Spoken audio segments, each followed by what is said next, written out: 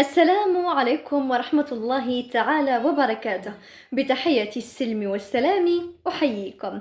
معكم أختكم مهديد إكرام من بلدية سيدي الأخضر ولاية مستغانم.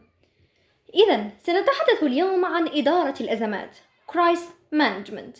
فيقول جمال الدين الأفغاني: إن الأزمة تلد الهمة، ولا يتسع الأمر إلا إذا ضاق، ولا يظهر نور الفجر إلا بعد ظلام الحالك. تعد الأزمات منبعا للفرص، وكلما كانت الأزمة أعمق كلما كانت الفرصة أكبر.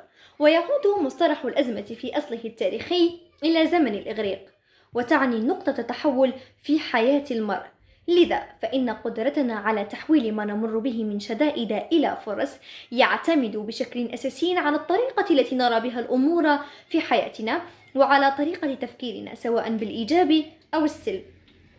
مثلا إذا كنت من الذين يعتقدون بأن الأزمات وجدت لتدمير حياتك وزعزعة استقرارك، فتصاب باليأس والإحباط.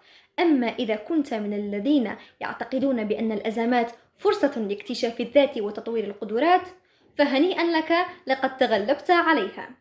وفي سياق الحديث يحكى بأن رجلا كان يبيع القماش لأصحاب المراكب الشراعية، يجلس طول السنة يعمل في القماش ثم يبيعه لأصحاب المراكب حين يحين وقته.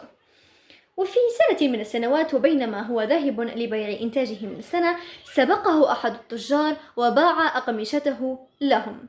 طبعا الصدمة كانت كبيرة، لقد فقد رزقه ورأس ماله وتجارته. فجلس ووضع تجارته أمامه، وضع بضاعته أمامه، وجلس يفكر. وبجلوسه ذاك كان محط سخرية أصدقائه، فقال له أحدهم ممازحا: اصنع منهم سراويل وارتديهم يا هذا. ففكر الرجل جيدا وقال: لم لا؟ وبالفعل قام بصناعة سراويل وباعها لقاء ربح بسيط، وصاح مناديا: من يريد سراويل ذو قماش قوي يتحمل طبيعة عملكم القاسية؟ فانجذب الناس لذلك الإعلان وتوافدوا عليه وقاموا بالشراء إلى أن انتهت الكمية، وقد وعدهم بالمزيد السنة القادمة، وقام بعمل تعديلات إضافة أزرار جيوب كي تستوفي حاجة العمال بها، وهكذا وهكذا وهكذا إلى أن انتهت أزمته. لذا فالعبرة بأن الرجل استطاع أن يحول من الأزمة إلى نجاح ساحق. فالأزمة لا